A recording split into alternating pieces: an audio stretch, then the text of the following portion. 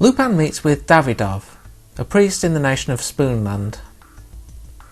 Davidov wants to hire Lupin to steal back a pair of gems known as the Dove's Eggs, a centrepiece of their Mary statue that was stolen during a war. They're currently in the possession of Prime Minister Hatcher. Fujiko is working for her and is just as surprised when Lupin sends off a calling card. She confronts Lupin about this, and he manipulates her into his side by guilt-tripping her over the church's kids that she'll be disappointing. Hatcher decides to bring on Zenigata to deal with Lupin. She shows him a safe, disguised as a giant mirror. It opens with her handprint, showing the dove eggs inside. Lupin prepares with a mould of her hand. As Zenigata fantasises over his promised knighthood for capturing Lupin, he's interrupted by the man himself, currently disguised as a Spoonland ambassador. Hatcher says the jewels are his if he can open the safe. Lupin tries his false hand but gets fried by the door, destroying his disguise. Lupin makes himself scarce with Zenigata on his tail. Moving through a crowded highway, Zenigata ditches the bike he's borrowing and races across the tops of the cars. He catches up to Lupin only for the car he's on to move into a slip road. As Lupin recovers, Goemon returns from his training. Hatcher reveals to Zenigata that the safe also detects a person's scent, as everyone's unique in that regard. The gang pick up on this, as well as the battery for the safe being a quartz crystal. Lupin gets an idea and requests a fragment of Zantetsuken for his next plan. Goemon refuses, but Lupin talks him into it using the church kid's drawings to guilt him. Security is set up for Lupin's next attempt. They get disturbed by party's loud music coming from the house next door, so Zenigata heads over to complain. The party's held by the gang in disguise, though Zenigata's none the wiser as he tells them to keep it down.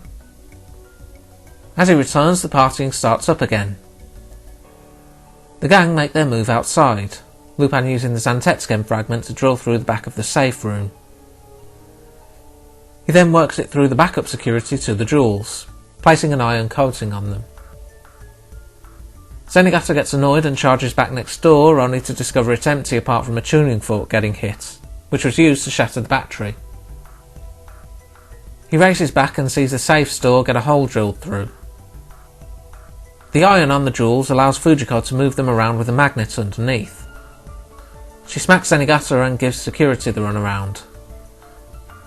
Goemon also cuts at a wall outside, making his presence known to the exterior security. The wall then comes down on top of them, though Goemon's positioned by a window and escapes relatively unharmed. Fujiko pulls the jewels outside, where Lupin nets them. They return to Davidov and hand over the jewels. As repayment, Davidov takes them to the main cathedral. Inside, they're greeted by the kids that they've been working for the whole time. Thing is, the Dove's Eggs are also part of a scheme to sell eggs to tourists in a Lucky Dip style game. Guess even Japan didn't care for her back then. Anyway, Zenigata was on point in this one, with the chase across the cars being a highlight. Lupin managing to guilt everyone with the kids' drawings was pretty funny too, seeing as it always worked. Guess even Fujiko has a limit sometimes, even if it was all manipulation on Davidov's part.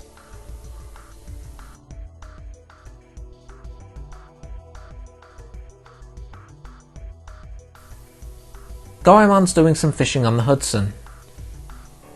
He lands a big catch that turns out to be a skeleton. Despite being weirded out, he decides to pay his last respects. As he's leaving, the skeleton grabs him, seemingly still alive, before vanishing in a puff of smoke. He heads back to his hotel room and finds a woman there, concluding she's the ghost of the skeleton. She acts playfully around him, introducing herself as Lily. Meanwhile, Zenigata's on the hunt for Lupin as usual. Lupin's picked up by Jigen, who's managed to locate their latest target, a golden pinball machine. It was originally made by an old man for his grandchildren, but due to gambling debts it was turned over to its current owner, Jacob. Lupin scopes it and the waiting staff out. He then plays a game, challenging Jacob as a wager, but Jacob refuses. Jigen also points out that the machine's bolted to the deck, leading Lupin to decide on making use of Zantetsuken. Goemon's still dealing with his ghost girl problem, despite trying every ritual he knows. An identical girl watches and seems to also have an interest in the pinball machine, picking up Zantetsuken as Goemon prepares Lily's grave for a proper burial. The gang pay him a visit back at the hotel, looking to get his help in acquiring the pinball machine. He's still jumpy, so he just gives them the sword. Posing as band members, the gang make their move. The sword breaks, being revealed as a fake Zantetsuken. Zenigata unmasks, also part of the band, and the gang are put into custody. Soon after, multiple women, formerly the waiting staff and resembling Lily, aim for the pinball machine themselves. Lily herself attempts to join them with the real Zantetsuken in hand, but the other sisters get dropped in Lupin's cell. Jacob holds Lily hostage, leading Lupin to note to Zenigata that he seems more suspicious than anyone currently locked up. Despite this, Jacob walks free, admiring his new sword. He finds Fujiko in his room, who uses her usual knockout spray when he makes a move on her. With that, Goemon reclaims his sword. Meanwhile, Lupin learns that Lily and her sisters were the grandchildren that the pinball machine was made for. Goemon cuts them free, but he's angry at Lily for stealing the sword in the first place. Lily turns on the charm and he decides to help with stealing the machine. Goemon cuts the machine from its support as everyone escapes. He then cuts through the other decks, eventually reaching the bottom. Upon cutting the bottom open, the water spout it generates catapults him and the machine upward. He then cuts open a hole to a hidden helicopter piloted by the gang and the sisters, who haul the pinball machine away. The sisters then turn on Lupin, telling him and the others to get off the helicopter as the pinball machine is theirs. Lily once again gives Goemon the look, and Lupin decides the machine's theirs as he doesn't really like pinball that much anyway. Certainly seemed like it was going the route of a weird episode, but then it all got explained in the second half. Felt like a bit of a do-over of episode 5 too, managing to give Goemon more focus and keeping in line with his shyness around women. While Lupin's story initially seemed like it was just a filler heist, just there to give the others something to do, they managed to tie it back into Goemon's story pretty well too.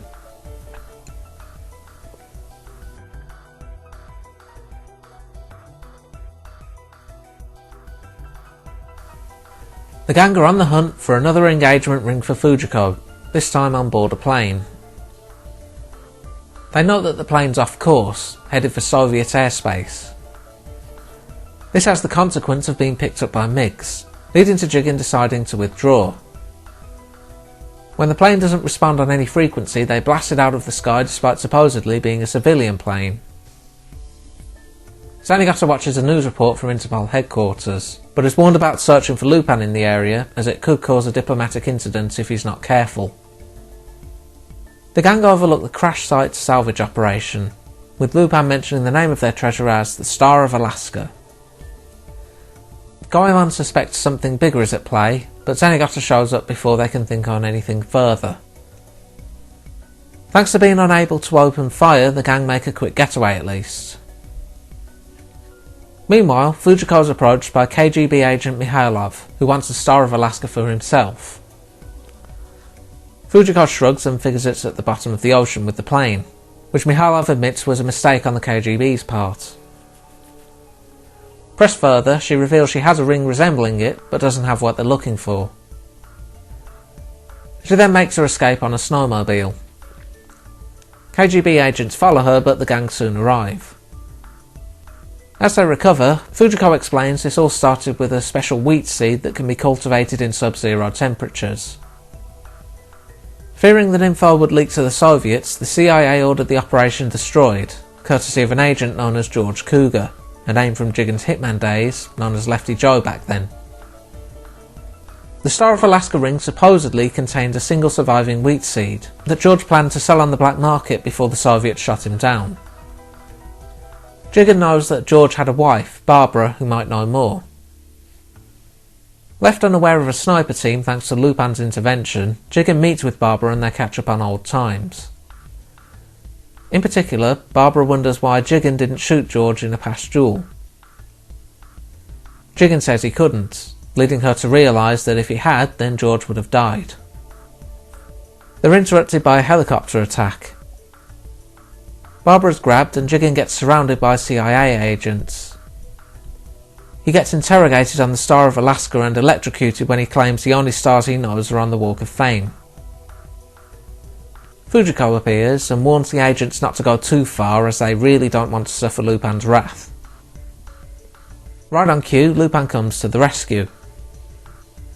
He also informs Jigen that Barbara is safe with Goemon before throwing dynamite in the CIA's direction. On the way to Barbara's location, it comes out that she knows the Star of Alaska's location. They decide to leave Jigen for some alone time with Barbara. Their reunion is seemingly cut short when the snipers get their opportunity to hit their target.